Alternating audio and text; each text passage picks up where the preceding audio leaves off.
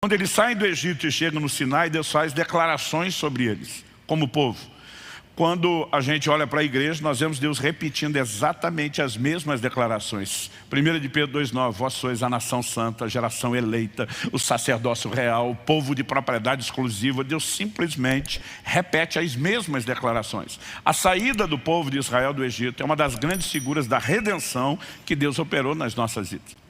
E quando eu estava lendo aquilo, na minha mente pensando, figura de redenção, as contrapropostas de Faraó, eu brinco que pregador às vezes tem um problema. Deus mal começou a falar alguma coisa com ele, já puxa um pedaço de papel e começa a anotar e preparar alguma mensagem. E quando estamos conversando, por exemplo, só com pastores e pregadores, eu ainda brinco e digo assim, e quem nunca fez isso, que atire a primeira pedra.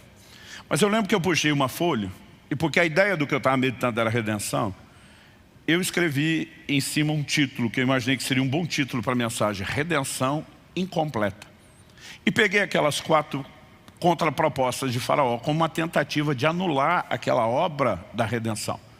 Eu anotei aquilo tudo e eu fiquei tão empolgado com a forma como eu tinha organizado aquela mensagem que eu estava ansioso, eu não via a hora de pregar e de compartilhar aquilo com o povo. E eu lembro que no domingo seguinte, nós ainda tínhamos um culto só no domingo à noite. Eu estava só esperando a hora de compartilhar. E quando finalmente chegou o momento de eu subir ao púlpito, no momento que eu estava indo até o púlpito, o Espírito Santo fala comigo, não é hora de pregar essa mensagem. Ela não está completa. Você não entendeu o cerne da mensagem ainda. E eu tomei um susto. Eu achei que ela estava tão legal. E eu tomei um susto, primeiro, porque eu não tinha outra coisa pronta e preparada, e aquele era um momento de depender de Deus e entender o que é que Deus queria. Segundo, eu fiquei dizendo, como que eu não entendi o cerne da mensagem? Mas algo que eu tenho aprendido é obedecer à liderança do Espírito Santo. Então não toquei no assunto e eu comecei a orar. Eu não sei quanto tempo, eu acredito que foram alguns meses, eu fiquei orando em cima daquilo. Senhor, abre os meus olhos, eu quero entender. Abre os meus olhos. Nada parecia acontecer depressa. Mas eu lembro de uma noite que eu fui dormir muito tarde. Esse é um hábito que eu mudei nos últimos anos, mas eu sempre tinha dificuldade de deitar, botar a cabeça no travesseiro, a menos que eu estivesse morto de sono. Naquele estado assim que você sabe que você apaga no primeiro minuto. Outro dia alguém falou, pastor, por quê? Eu falei, porque eu não gosto de ficar pensando no travesseiro, eu prefiro pensar de pé. Se para ficar lá rolando sem dormir, eu prefiro estar fazendo outra coisa e pensando. Então, eu lembro que eu fui dormir tarde, e eu estava muito cansado. E já naquela expectativa, a hora que eu encostar no travesseiro, eu apago depressa. Mas tão logo eu botei a cabeça no travesseiro, é algo até difícil de explicar.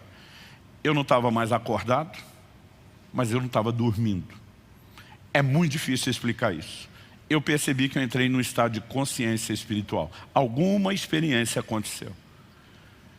E eu posso te dizer, veio a mim a palavra do Senhor. Deus falou comigo naquele momento. Pastor, tenta descrever isso. Eu diria que era parecido com um sonho, mas não era um sonho. Aquilo era muito claro, era muito nítido, era muito real. E uma voz me dizia, chegou a hora de você entender qual era o cerne da mensagem que eu não deixei você pregar. E ele diz, o foco da mensagem não é redenção. O foco da mensagem é adoração. Quando eu ouvi aquela declaração, a minha reação foi, me ajude a entender. Não foi debater no sentido de não, eu estou certo, o senhor está errado, porque eu sabia que com aquela voz não se discute. Mas assim, me ajude a entender, porque toda a figura da saída de Israel do Egito é uma figura de redenção. Como que o Senhor me dirige a falar dessas coisas, mas o cerne da mensagem é a adoração. Aquela voz diz assim, a redenção, obviamente, não pode ser tirada do pacote. Mas qual é o propósito da redenção? E aquela hora eu fiquei mudo. Na minha cabeça, poxa, Deus quer nos tirar da escravidão, quer que a gente seja o seu povo. Eu não sabia o que responder. Aquela voz respondeu, o propósito da redenção é a adoração. E quando falou isso, é quando passasse o filme na minha frente, o Senhor falando com Moisés lá na sarça. Isso particularmente está registrado no livro de Êxodo, no capítulo 3, no verso 18. Qual era a mensagem a ser levada a Faraó? Deixa meu povo ir para que me adore. O propósito da redenção era levá-los a um lugar de adoração. Naquela hora eu pensei, toda a tipologia do Antigo Testamento, ela tem esclarecimentos no Novo Testamento. Como chamar Jesus de o Cordeiro Pascal. Você não inventa qual é a interpretação da tipologia. Quando eu pensei isso, aquela voz me citou um texto e eu nem lembrava que estava na Bíblia. Eu lembro que depois da experiência eu levantei e fui procurar.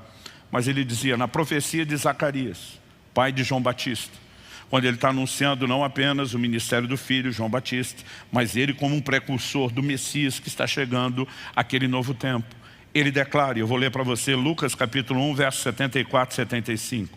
O texto diz, de conceder-nos que, livres das mãos dos nossos inimigos, o adorássemos sem temor, em santidade e justiça diante dele todos os nossos dias. O anúncio é, o Messias vem nos libertar das mãos dos nossos inimigos, redenção, para que nós possamos adorá-lo sem temor, em santidade e justiça. E eu lembro que na hora eu fiquei assim olhando e dizia, uau! Aí a pergunta era, e onde é que entra as contrapropostas de Faraó? Se a ideia não é anular a redenção, mas o propósito dela, a adoração, qual a relação disso tudo? E aquela voz dizia, você vai corrigir o seu texto inicial. E você vai começar a partir de Marcos, capítulo 7, de 6 a 8. Em vão me adoram. E naquele momento, basicamente, o que o Senhor falou comigo é que Deus tem um propósito na adoração. Nenhum de nós pode ignorar isso. O livro dos Salmos diz, ele habita no meio dos louvores. Nós temos momentos de intervenção divina na Bíblia, como, por exemplo, Josafá, quando em vez de colocar o exército para lutar, ele manda um coro à frente cantando, o Senhor é bom, sua bondade dura para sempre. Né? Porque uma palavra foi liberada, nessa batalha vocês não vão ter que lutar, vocês vão ficar parados e vão assistir o livramento do Senhor enquanto eles adoravam. Deus fez todo o trabalho sozinho. Nós podemos viver coisas extraordinárias na adoração e Deus tem um propósito nela, mas eu e você precisamos entender que mais do que qualquer outro benefício, a razão da redenção, a razão primária, é porque Deus criou o homem para ter comunhão com Ele. Lá no Éden, eu brinco que Deus visitava o casal todo dia, que Ele não respeitou nem a lua de mel dos dois. Todo dia Deus estava lá, o que é que Ele estava dizendo? Eu quero participar da vida de vocês, eu quero me relacionar com vocês. E quando Adão peca, a palavra que Deus dirige a ele não é o que é que você fez. A pergunta de Deus para Adão é onde você está? E a minha leitura disso é, o problema não é o que você fez, cara, é para onde o que você fez te levou, para longe de mim. Eu quero você de volta. E aí nós pregamos uma redenção que leva o homem ao perdão do pecado, que o tira do lugar da condenação, para que ele não se perca eternamente, mas não restaura a comunhão. E algo que eu e você precisamos entender é que por meio da adoração, e Deus não estabeleceu um padrão de adoração porque Ele seja carente, porque Ele tem algum problema de autoestima, porque se eu e você não ficar elogiando Ele todo dia, Ele não vai se sentir um Deus bom o suficiente. A Bíblia diz que Ele é completo, absoluto em si mesmo. Paulo pregando em Atenas, em Atos 17, ele diz que Deus não é servido por mãos humanas como se necessitasse de alguma coisa. Deus não precisa do meio do seu culto. Mas o culto é a forma através da qual nós nos conectamos. Mas Ele anseia a nossa comunhão. Quem está acompanhando isso? Então, quando você começa a entender esse desenho, você vai perceber por que é que Satanás se opõe à adoração, ou tenta impedi-la, ou se não conseguir impedi-la, ele tenta anular o seu efeito. Não é porque ele está tentando roubar de Deus alguma coisa, mas ele também quer nos roubar daquilo que Deus gostaria que eu e você experimentamos por meio da adoração.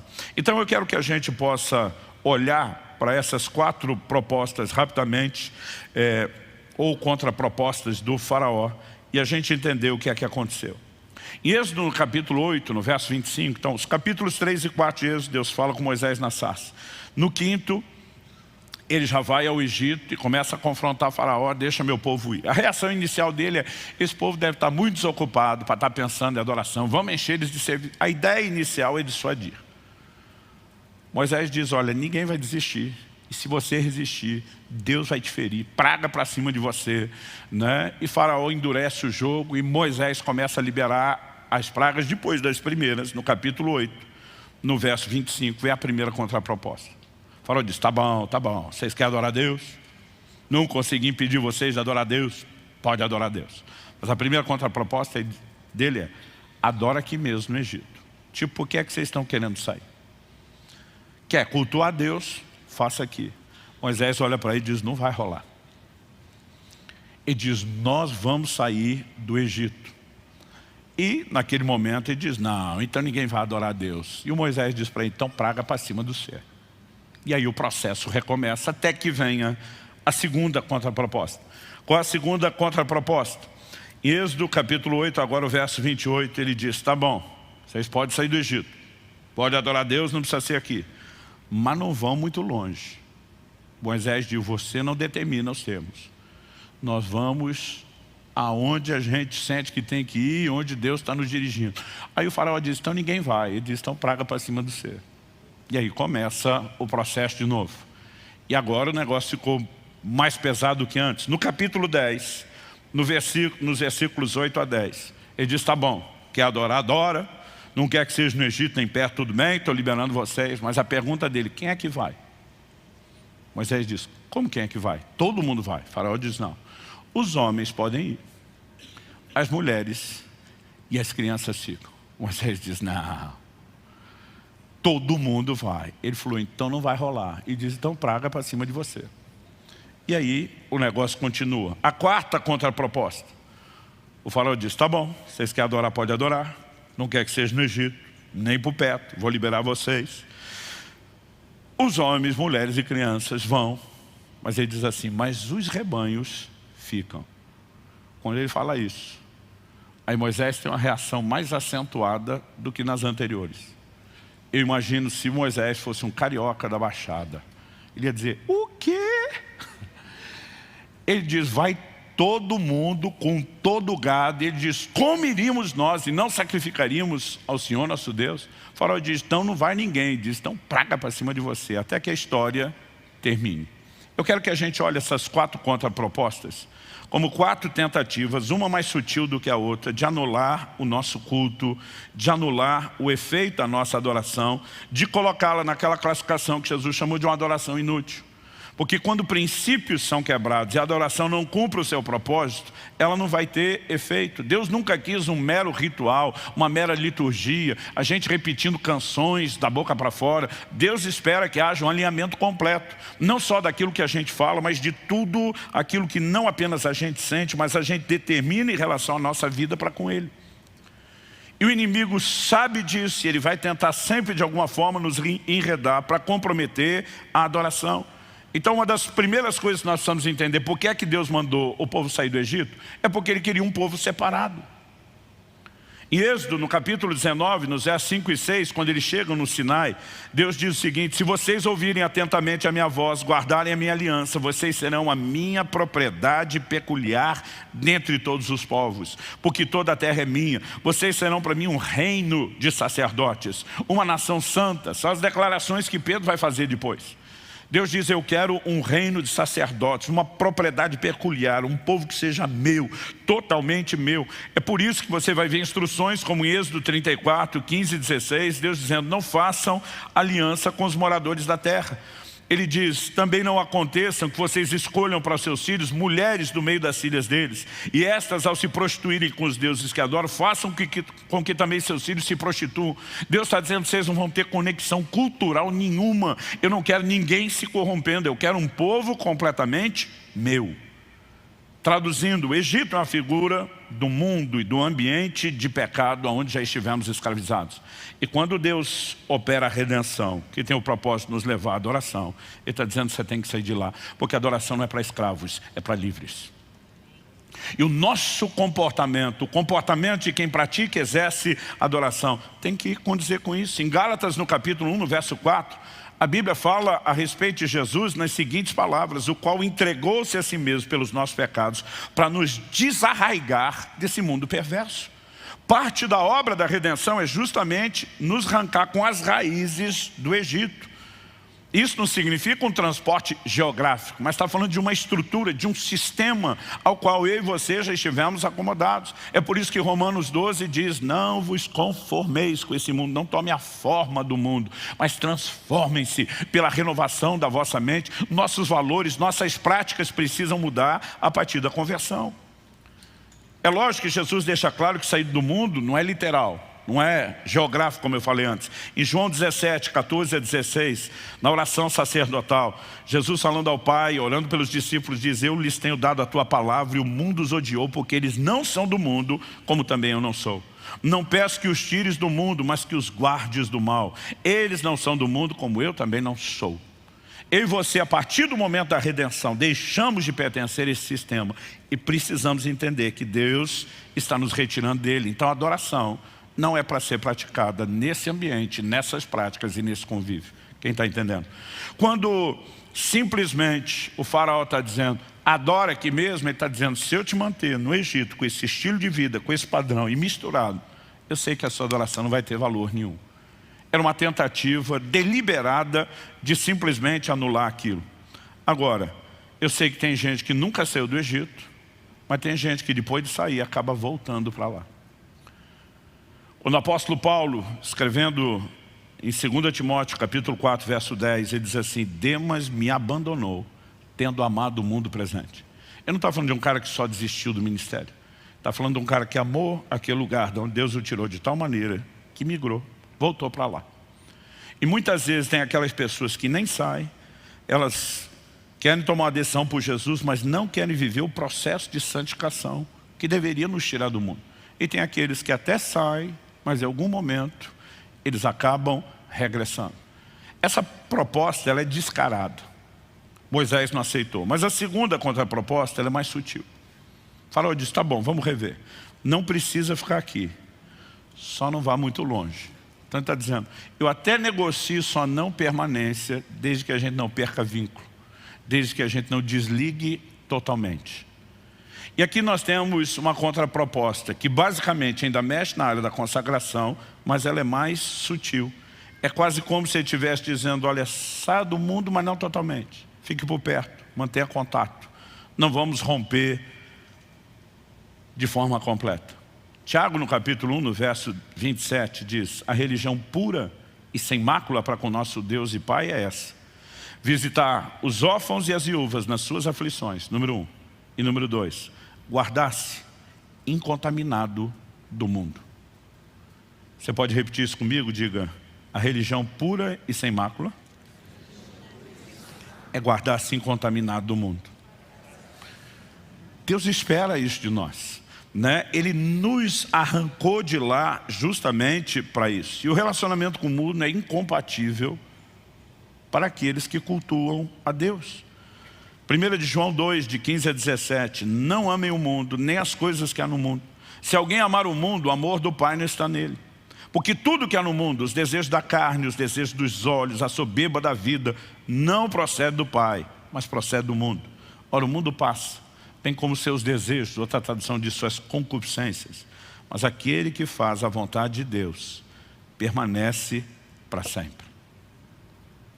Eu acho interessante, há uma frase de John Wesley que diz, a conversão tira o cristão do mundo, ou do Egito. Mas ele diz, mas a santificação tira o mundo do cristão. São dois estágios distintos. A gente tem um ditado entre os pastores que a gente diz, difícil não é tirar o camarada do Egito, é tirar o Egito de dentro dele. Então a conversão nos tira do mundo, ou do Egito. A santificação tira o mundo ou o Egito de nós.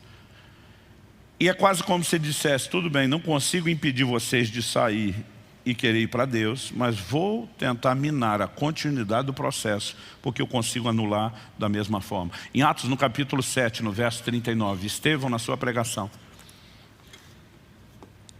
fala de muitos nessa geração, ele diz, no seu coração, eles voltaram ao Egito. Fisicamente, nunca voltaram para lá, mas algo aqui dentro não desligou. E diz, no coração, voltaram.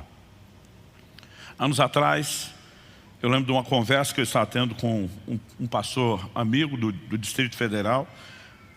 Em algum momento nós caímos nessa coisa de algo que se fazia muito antigamente, cada vez menos hoje, é ter um momento no culto que você abria para testemunho. E você simplesmente passava o microfone e deixava as pessoas testemunhar. E você tinha todo tipo de surpresa, né, em momentos de improviso como esse. E ele falou de uma situação, de uma pessoa chegou, ele estava até acompanhando o processo, não era alguém completamente estranho. Falou, pastor, eu queria dar um testemunho, o senhor sabe da minha conversão. O camarada tinha sido, chamá-lo de torto era elogio, de tão esculhambada que era a vida dele. E ele tinha se convertido, e a turma assim, conhecia a história dele. E ele sobe e fala, olha, muitos de vocês sabem minha fama na cidade, conheceram minha história. Eu estava preso na bebida, nas drogas, nas orgias, né? no crime. Ele vai descrevendo, ele falou, mas olha, Deus me alcançou, me salvou. Mas à medida que ele vai falando de onde Jesus o tirou, e a ideia era exaltar a redenção, o testemunho, teve um momento que ele para e dá um suspiro e larga um, eita tempinho bom aqui. Eu falei, pastor, tu tá de brincadeira? Ele falou, pior que não. Eu falei, aí? Ele falou, aí que eu olhei para a turma do som, da técnica de som, na hora, mandei cortar o som do microfone, tivemos que arrumar aquela situação. Como que alguém está testemunhando que Deus tirou de lá para cá, mas quase como quem disse, cortou o meu barato, que bom era aquilo. No seu coração, voltaram ao Egito. E eu e você precisamos entender, quando Satanás não consegue nos prender no mundo, ele tenta manter algum tipo de conexão, mesmo que você sinta que está do lado de fora. Essa é a segunda tentativa dele de anular a adoração. As duas primeiras contrapropostas são parecidas, porque elas mexem na questão da consagração, diretamente, o envolvimento com o pecado, com o mundo, mas uma é mais sutil do que a outra. A terceira, para mim, é mais sutil do que as duas primeiras. Chega um momento onde o faraó diz, tá bom, não vou negociar a permanência no mundo nem por perto. É quase como se dissesse, eu desisto de lutar pela consagração. Mas ele diz o seguinte, os homens podem ir, mulheres e crianças ficam. Sabe o que ele está dizendo? Eu nem me importo de brigar pela sua consagração, se eu conseguir impedir vocês de adorar a Deus em família. E aqui nós temos algo que não pode ser ignorado. Eu tenho falado, batido nessa tecla há muitos anos, a nossa vida familiar não pode ser simplesmente, né? A gente não pode fazer uma dicotomia e tentar separar isso da nossa fé. 1 Timóteo 5,8 diz, se alguém não cuida dos seus, especialmente dos da própria casa, negou a fé e é pior do que o incrédulo. Quando eu e você ferimos os princípios de Deus para a família, nós criamos uma desconexão com Deus no aspecto da nossa fé. Pedro diz, maridos, honrem as vossas mulheres como o vaso mais frágil. Aí ele diz assim, para que as vossas orações não sejam impedidas. Ele não está dizendo, maridão, seja esperto, trate bem sua mulher para você ter um clima melhor dentro de casa, harmonia, né? Felicidade, paz. Ele está dizendo, ei, se você desrespeitar o que Deus estabeleceu sobre família, suas orações vão ser impedidas. Você não vai ter um problema só debaixo do teto, você vai ter uma desconexão com Deus. E são inúmeros os textos que trazem advertência sobre essa questão. Ao que você precisamos entender que, se por um lado o diabo não quer que nós cultuemos a Deus enquanto indivíduos, parece que ele tem o desespero da ideia de cultuarmos a Deus em família. Aí você vai entender que na Bíblia, embora a salvação seja individual, em termos de responsabilidade, o plano e o projeto de Deus é para a família. O que é que Deus prometeu a Abraão? Em ti serão benditas todas as famílias da terra. Paulo escreve aos Gálatas e diz que Deus pré-anunciou o evangelho a Abraão nesse dia. O que é que Deus disse para Noé? Eu quero oferecer salvação não só para você, mas para toda a sua família. O que é que Deus propôs para Ló ao tirá-lo de Sodoma? Eu quero oferecer salvação para você, mas para toda a sua casa, para toda a sua família. E quando você chega no Novo Testamento, você vai ver essa declaração, tanto sendo feita a respeito de Cornélio, como do carcereiro de Filipos, sobre ter salvação, não só para a pessoa, mas para toda a casa. A responsabilidade de salvação individual, mas o plano de Deus é para a família. E Deus está atrás de gente que se levante, como Josué, para dizer, eu e a minha casa serviremos ao Senhor. Muitas vezes nós não percebemos o quanto Satanás quer nos enredar. E nós não lutamos como deveríamos por uma adoração familiar. Muitas vezes a nossa sensação é mais ou menos o seguinte, bom, a família não quer, problema deles, eu vou sozinho. A verdade é que Deus te chama enquanto indivíduo você tem a responsabilidade de corresponder com Ele, mas todos nós deveríamos carregar uma mentalidade de lutar pelos nossos familiares, de interceder, né? De manter um bom testemunho, de evangelizar, e mesmo aqueles que já estão servindo ao Senhor, de preservarmos um ambiente onde a família adore juntos. Eu sei que há determinados momentos, os filhos crescem, né? Vão migrando aí da adolescência, à juventude, né? Nós temos aqui pais que vêm pela manhã e os jovens vêm no culto da noite, por diversos motivos. Eu não estou dizendo que todo domingo a família precisa necessariamente estar junto. Tem uma hora onde os novos núcleos familiares vão sendo formados, né? Meus filhos casando estão nos colocando nessa condição. Mudam, vão para lugares diferentes. Não dá para estar mais ali o tempo todo. Então, eu não quero que você ache que eu estou batendo o pé de que se não tiver um culto com toda a família está errado. Mas tem gente que nunca faz isso.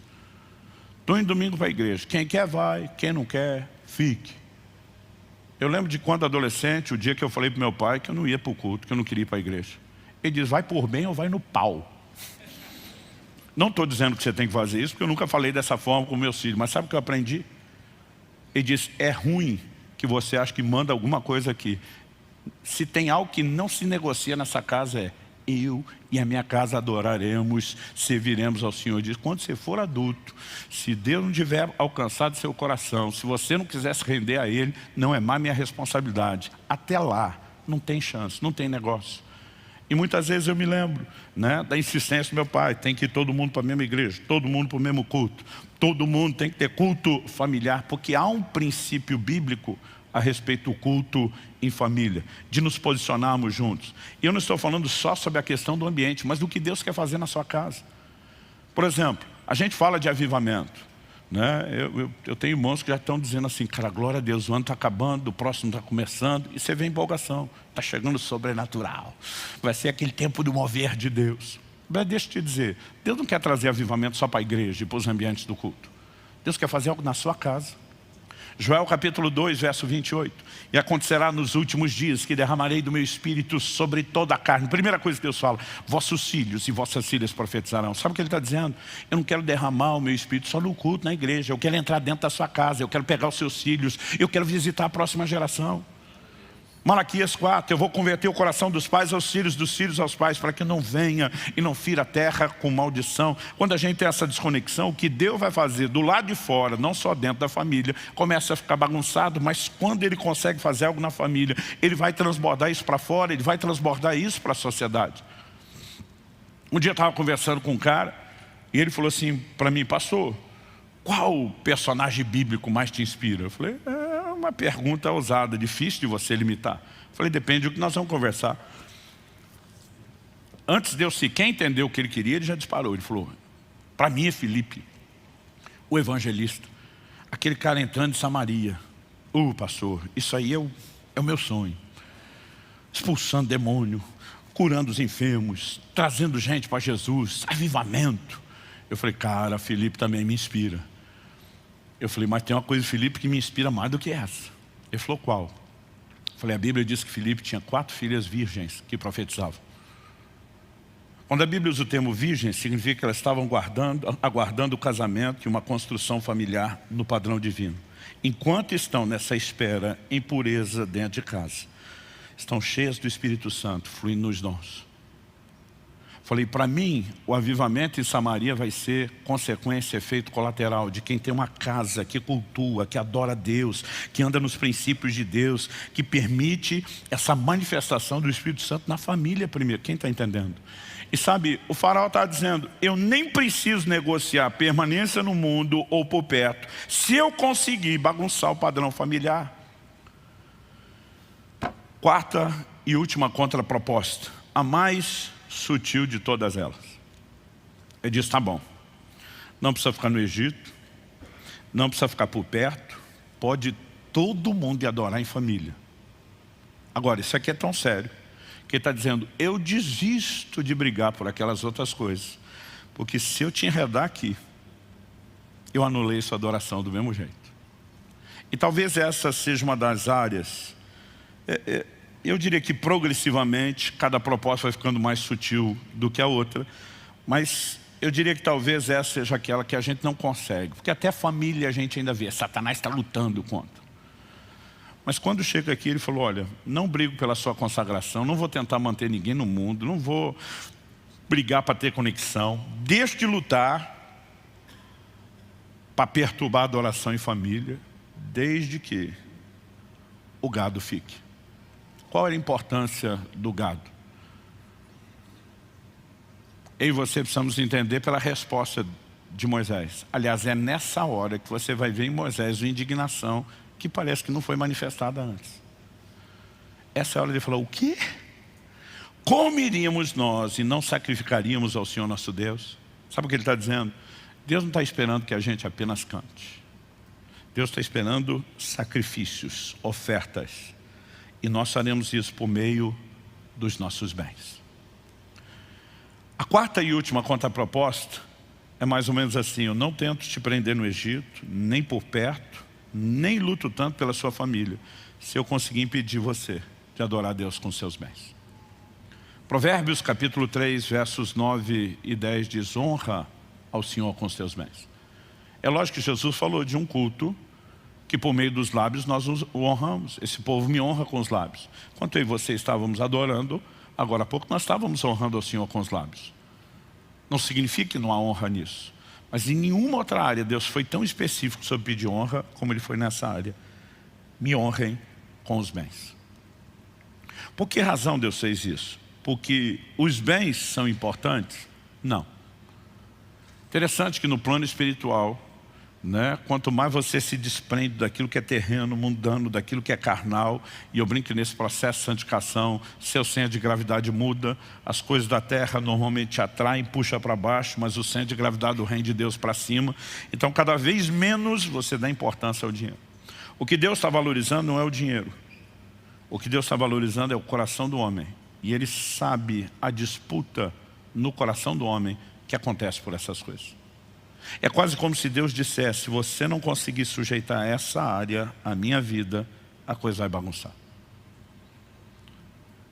John Blanchard afirmou, em determinada ocasião, poucas coisas testam mais profundamente a espiritualidade de uma pessoa do que a maneira como ela lida com o dinheiro. Quando eu olho para esse assunto, eu percebo que o dinheiro em si não é o problema. Tem gente que olha para o dinheiro quase como se fosse demonizado. E essa não é a perspectiva bíblica. A Bíblia diz que o amor ao dinheiro é a raiz de todos os males, não é o dinheiro. Eu costumo dizer que tem crente que tem dinheiro, mas o dinheiro não tem ele, porque o problema não é o crente ter dinheiro, o problema é o dinheiro ter o crente, que essa é uma definição antiga de avareza. O avarento não possui as coisas, são as coisas que o possuem. Por que sabemos disso? Porque o Salmo 62, 10 diz: se as vossas riquezas aumentam, Deus não diz lá, jogue tudo fora, se livre disso o mais rápido possível. Deus diz: se as vossas riquezas aumentam, não ponhais nelas o coração. Qual a maneira de demonstrarmos que o coração não está preso? Paulo escreve a Timóteo, e depois de dizer que o amor ao dinheiro é a raiz de todos os males, ele fala do perigo dos que querem ficar ricos. Ele vai dirigir uma palavra aos que já estão ricos. Ele diz: diga aos ricos desse mundo que sejam generosos em dar, prontos a repartir. E ele começa a falar de um estilo de vida onde o dinheiro não é seu senhor, ele é seu servo. E nós precisamos entender que essa disputa, na verdade, diz respeito ao que é o controle do coração. A única coisa chamada de um senhor em concorrência direta com o senhorio de Deus no nosso coração é uma relação errada com o dinheiro. Em Mateus 6, 24, Jesus diz: não podeis servir a Deus e às riquezas. Não dá para servir a dois senhores. Em Colossenses 3,5, Paulo diz que a avareza é idolatria, ou seja, o crente que é apegado demais àquilo que é material, ele tem um ídolo, ele tem um falso Deus na sua vida. Em Mateus, no capítulo 13, na parábola do semeador, Jesus fala que uma das sementes caiu entre os espinhos. E o problema dos espinhos é, se você não arrancar da sua vida, eles não ficam estacionados. A Bíblia diz: e eles cresceram. E quando cresceram, sufocaram a ação da palavra. O que é que tem o poder de sufocar a ação da palavra na nossa vida? Jesus diz que os espinhos são os cuidados do mundo e a sedução das riquezas. Então não é o dinheiro em si, mas uma relação com ele. Ela é categorizada na Bíblia como algo delicado. E basicamente o que eu e você precisamos entender é que quando Deus está dizendo: se você me honrar, eu te honro de volta, não é que Ele tem necessidade da honra. A honra é algo que nos protege, que blinda o nosso coração. Quem está entendendo? Que nos impede de ter um outro Senhor, que garante que a gente seja só dele. Eu lembro quando eu era garoto, eu ouvia pregações, e aquilo mexia muito comigo, porque a turma, citando a declaração de Jesus em João 10, 10, o ladrão vem para roubar, dizia: o ladrão é o Satanás. E o Satanás quer roubar o seu dinheiro, a sua família, a sua saúde. Eu descobri com o tempo que o que o diabo quer roubar não é o meu dinheiro, minha saúde e minha família. O que ele quer roubar é a minha relação com Deus. E se ele conseguir mexer nessas coisas, ele vai tentar produzir o efeito que aconteceu na mulher de Jó. Perdemos dinheiro, perdemos família, estamos perdendo saúde. Deus não é o que a gente queria, não está fazendo o que a gente queria, dispensa a Ele. O diabo só mexe nessas coisas porque sabe que de alguma forma elas têm tamanha importância para o nosso coração, que às vezes elas são mais importantes para nós do que o próprio Deus. É por isso que Jó vira para a esposa e diz: você fala como uma louca. Nós precisamos de fato compreender que essa adoração aqui não é porque o dinheiro é importante, mas o controle, o fascínio que ele pode exercer sobre o coração é algo muito delicado, é algo muito significativo. Eu lembro de uma época que eu pensava assim: não, o diabo tenta amarrar essa área da vida do crente porque ele não quer que o crente oferte. Mas na minha cabeça ele não quer que o crente oferte porque ele não quer que o dinheiro financie a expansão do reino de Deus. O diabo não tem nenhum problema com o dinheiro entrando na igreja e no reino de Deus. É só você olhar para o que aconteceu com Ananias e Safira em Atos capítulo 5. A Bíblia diz que havia um mover do Espírito Santo. Pessoas estão vendendo propriedades, sendo movidas por Deus, fazendo ofertas extraordinárias. De repente aparece Ananias e Safira para entregar uma oferta. E aí o apóstolo Pedro diz: foi esse o valor pelo qual você vendeu a propriedade? E ele mente, diz: foi, porque a Bíblia diz que ele reteve parte do preço.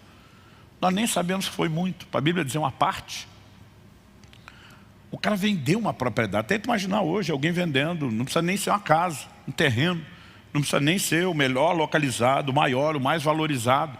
Qualquer possibilidade, nós estamos falando de um recurso alto, de uma oferta fora do comum. Aí o cara diz: não vou entregar tudo, vou segurar um quarto, vou entregar só 75%. Eu não consigo imaginar um líder reclamando. O cara está dando a maioria. Mas naquele momento Pedro diz: ei, a propriedade era tua. Depois de vendido, o dinheiro estava no teu poder. Basicamente ele está dizendo: nenhum de nós pediu isso e era tudo seu. E diz: mas por que Satanás encheu seu coração para que você mentisse ao Espírito Santo? Basicamente Pedro está dizendo: quem te pediu oferta foi o Espírito Santo. E aí quando você muda as coisas e vem com um discurso diferente, você não está mentindo para nós. Você está mentindo para o Espírito Santo. Mas o problema, Pedro está dizendo, é que quem te levou a perder a sintonia com o Espírito Santo foi Satanás que encheu o seu coração. Então preste atenção em algo. A Bíblia diz: cada um contribua conforme propôs no coração. O lugar da decisão é o coração.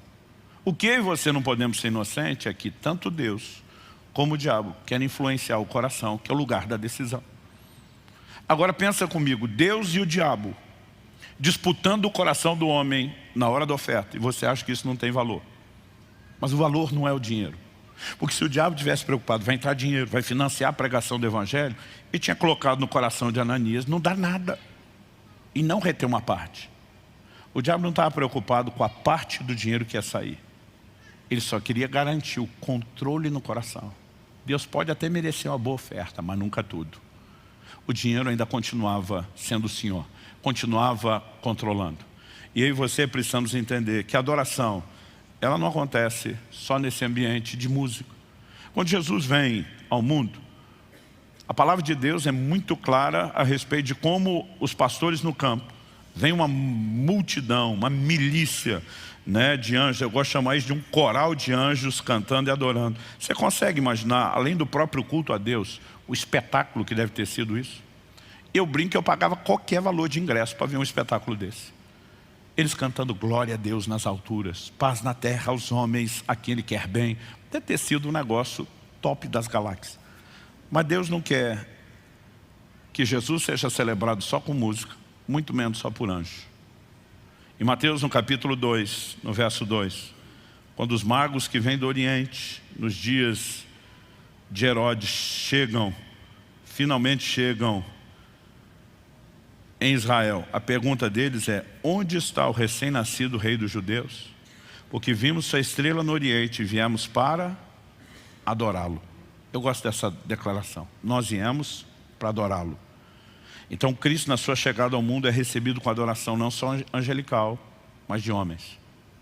Adoração angelical, cânticos. Quando esses magos chegam finalmente no lugar, o verso 11 de Mateus 2 diz: entrando na casa, viram um menino com Maria sua mãe, e prostrando-se, o adoraram. E abrindo seus tesouros, entregaram-lhe suas ofertas: ouro, incenso e mirra. Essas ofertas não estão sendo entregues porque Jesus necessariamente esteja precisando de dinheiro.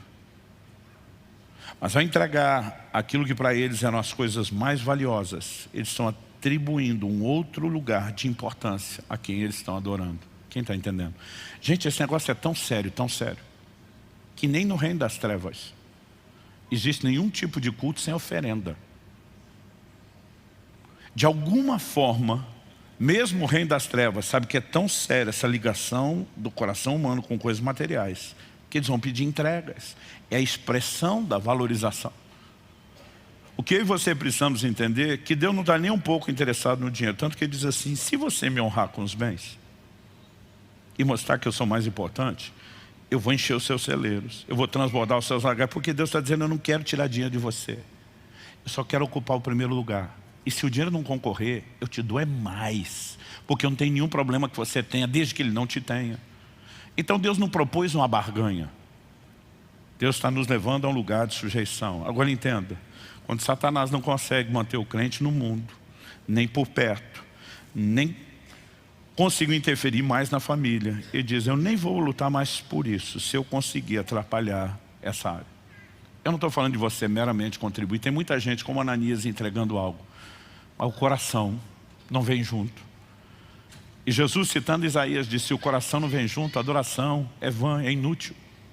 Eu me lembro, anos atrás, eu quero encerrar com isso, Deus me levou a dar uma palavra para um camarada, eu não sabia o empresário que ele era, a força que ele tinha, mas terminou o culto, eu estava pregando nessa igreja, em outra cidade, e eu falei, pastor, Deus me deu uma palavra para aquela pessoa.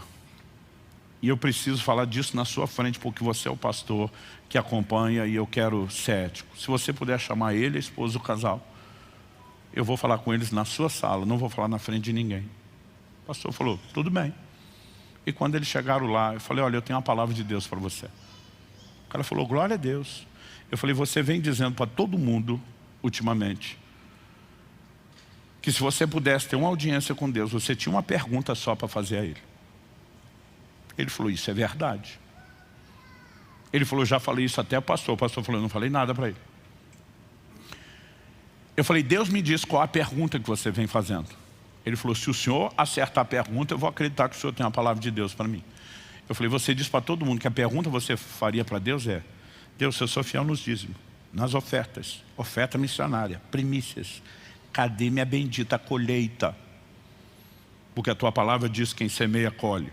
Por que que eu não estou colhendo? Quando eu falei isso, ele e a esposa arregalaram os olhos, o pastor, todo mundo com a cara de quem olha e diz, Deus está nisso. Ele falou, é verdade. Essa é a única pergunta que eu venho dizendo que eu vou fazer. Eu falei, pois, ele falou, mas o senhor tem a resposta? Eu falei, tem. A resposta está em João 12, 24. Ele olhou para mim, tipo, não faço ideia do que está lá. Eu falei, a Bíblia diz, se o grão de trigo caindo na terra não morrer, fica ele só. Ele falou, pastor, agora o senhor falou que está lá, eu continuo não entendendo. Eu falei, meu amigo, uma semente só germina quando morre. Eu falei, você está reivindicando uma colheita de uma semente que nunca morreu. Ela não tem poder de germinar. Ele falou, como é que é? Eu falei, você pode até entregar dízimo, oferta, as coisas no gasofilaço, mas seu coração nunca largou isso. Eu falei, se você pudesse, você fazia um pranto do lado do gasofilaço, feito um velório, chorando aquele negócio que você está entregando. Porque dentro de você, você não está entregando para honrar a Deus, o seu coração dói, sua alma e sua carteira sangra quando você fazem isso, e você só entrega por medo de Deus e não por amor. E ele ficou me olhando chocado, baixou a cabeça e falou, é verdade. Eu falei, se você não entregar isso de todo o seu coração, é melhor que você não entregue nada. Pelo menos você salva o dinheiro. Porque você está perdendo o que você oferta, você está perdendo sua adoração, e você não tem direito de reivindicar nada. Eu falei, se quiser escutar mais, eu te falo. Aí já larguei um negócio sobre a forma dele administrar a finança pessoal, que a mulher do lado falou, fala a Deus. A maior confirmação que um profeta precisa é a mulher do lado dizendo, fala a Deus. Tipo, finalmente, alguém está dizendo o que eu falo, esse cabeçudo me ouve. Mas aquele negócio não chamou a sua atenção dele. Eu nunca tinha pensado naquelas coisas na vida. Eu falei, a gente pode estar fazendo e anulando o culto, anulando a adoração, porque a atitude não é correta. Mas vou repetir o que eu falei antes. O que eu estou ensinando não é uma orientação sobre como anular sua adoração e deixá-la inútil. É justamente um alerta para que a gente não desperdice e não comprometa isso. Deus quer que a gente o adore fora e longe do Egito, com a nossa família e com os nossos bens. E quando nós começamos a combinar esse lugar que diz respeito à entrega de coração, sair do Egito, rendição do coração a Ele.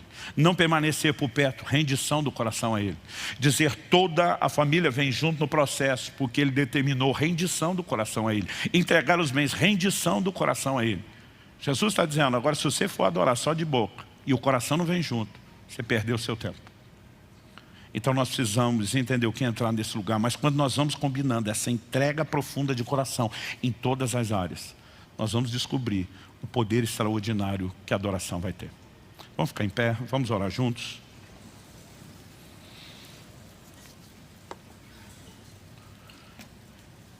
Eu lembro das primeiras vezes que eu compartilhei esse assunto, há uns 15 anos atrás. Eu lembro que às vezes a gente fazia apelo por área. Quem precisa sair do Egito, entregar sua vida para Jesus de uma vez, vamos resolver isso. Aí vinham pessoas. Aí depois a gente fazia o segundo apelo. Quem já saiu do Egito, mas não desconectou, ainda está por perto, vamos resolver isso. Pois quem está com essa situação de não estar adorando a Deus em família, e com isso eu não quero colocar peso em você. Tem gente que porque a família não converteu ainda, ele acha que nós estamos apontando o dedo e culpando. A gente sabe que a escolha é individual. E ninguém pode te julgar se os familiares todos converteram ou não. Mas o que você precisa se avaliar diante de Deus é: eles não se converteram porque o coração ainda não se rendeu, ou porque você não tem testemunhado um cristianismo atraente. Se esse for o caso, ou porque você não tem testemunhado nada. Tem gente que ele fala de Jesus, mas a vida dele diz o que ele fala. Tem gente que nem fala. A ideia aqui não é colocar ninguém debaixo de culpa ou condenação, é só provocar você a um conserto. O importante é que você tenha certeza: pastor, ainda que eu seja o único convertido lá de casa, eu estou orando pela minha família, eu estou intercedendo, eu estou jejuando, eu estou batalhando pela conversão deles, eu prego o Evangelho até onde eles me ouvem, eu tento viver a vida cristã de uma forma coerente, que mostre para eles a força que isso tem. E às vezes a gente fazia apelo só para a última área das finanças. Eu lembro de um camarada que veio nos 4 apelos. Falei, você veio nos 4, eu falei, pastor, está tudo zoado. Eu lembro que depois daquela conversa a gente parou de fazer apelos específicos. E eu comecei a dizer simplesmente às pessoas, qualquer que seja a área ou as áreas que precisem de ajuste, o mais importante é que você decida no seu coração: eu vou ajustar isso. Eu não quero uma adoração inútil. Eu não quero brincar de evangelho. Quando nós começamos a entrar nesse lugar da rendição do coração, nós vamos experimentar tanto de Deus. Imagine Deus dizendo: se você rendeu essa área financeira plenamente para mim, eu posso te dar qualquer coisa. Ele está dizendo, eu não vou perder você, não é uma troca. Agora você imagina todas essas áreas da nossa vida alinhadas em sujeição a Ele. Nós não fomos chamados só para frequentar um culto, só para erguer a mão e cantar. Há uma adoração que é vivida dia a dia, dentro de casa, na forma como você gerencia os seus bens, na maneira como o seu coração se mantém desconectado do mundo. Quem está entendendo? E se há necessidade de ajuste, esse é o lugar certo para arrependimento, para conserto, mas acima de tudo, por uma decisão de dizer, nós vamos nos santificar. Por quê? Como diz a profecia de Zacarias, o pai de João Batista, que nós o adorássemos sem temor, em santidade e justiça, todos os nossos dias. Não é só nos cultos de domingo, na reunião da célula, numa vigília, numa conferência top ocasional de vez em quando. Todos os nossos dias nós o adorássemos em santidade e justiça.